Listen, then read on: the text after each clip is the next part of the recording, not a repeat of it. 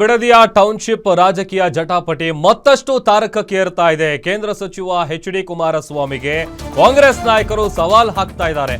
Township ವಿಚಾರ ಚರ್ಚೆ ಮಾಡೋದಕ್ಕೆ ನಾವು ರೆಡಿ, ರಾಮನಗರಕ್ಕಾದ್ರೂ ಬನ್ನಿ, ಬಿಡದಿಗಾದ್ರೂ ಬನ್ನಿ, ನಾವು ಚರ್ಚೆ ಮಾಡೋದಕ್ಕೆ ರೆಡಿ ಆಗಿದ್ದೀವಿ, ಚರ್ಚೆಗೆ ಸಿದ್ಧ ಅಂತ ಮಾಗಡಿಯಲ್ಲಿ ಶಾಸಕ ಎಚ್.ಸಿ. ಬಾಲಕೃಷ್ಣ ಸವಾಲ್ ಹಾಕಿದ್ದಾರೆ.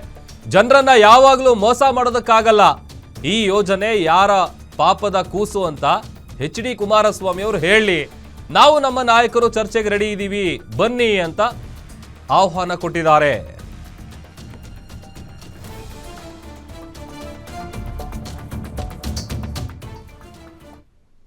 ಇದು ಭಾಗ್ಯ, ಇದು ನಮ್ಮ ಭಾಗ್ಯ ಅಂತ ಚರ್ಚೆ ಮಾಡೋದಕ್ಕೆ ನಾವು ಸಿದ್ಧ ಇದ್ದೀವಿ.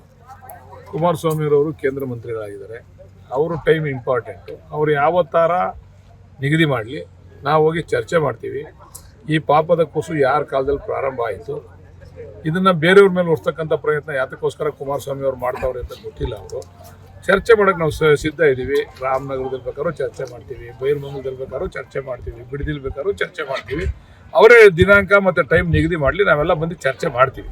ಚರ್ಚೆ ಮಾಡೋಕೆ ನಾವು ಸಿದ್ಧ ಇದ್ದೀವಿ. ನೀವು ಹೇಳ್ತೀರಾ 2007ರಲ್ಲಿ ಅವರೇ ಇದು ಚಾಲನೆ ಕೊಟ್ಟಿದ್ದೀವಿ, ನಾನು ಅದಕ್ಕೆ ಆ ಚರ್ಚೆ ಆಗಬೇಕು. ಈ ಪಾಪದ ಕೂಸು ಯಾರ್ದು ಅಂತ ಜನಕ್ಕೆ ಗೊತ್ತಾಗಬೇಕು. ನೋಡ್ರಿ, ಜನನ ಒಂದ್ಸರಿ ಮೋಸ ಮಾಡ್ಬೋದು, 2 ಸರಿ ಮೋಸ ಮಾಡ್ಬೋದು, ಯಾವಾಗಲೂ ಮೋಸ ಮಾಡೋಕ್ಕಾಗಲ್ಲ.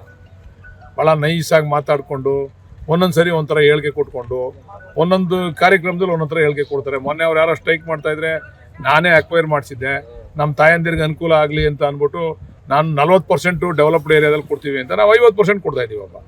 ಅವರೇ ಹೇಳಿರೋದು 40% ಕೊಡ್ತೀವಿ ಅಂತ. ಈಗ ಹೋಗಿ ಜನಗಳಿಗೆ ಸುಮ್ಮನೆ ಟೋಪಿ ಹಾಕೋ ಕೆಲಸ ಮಾಡ್ತಾವ್ರೆ.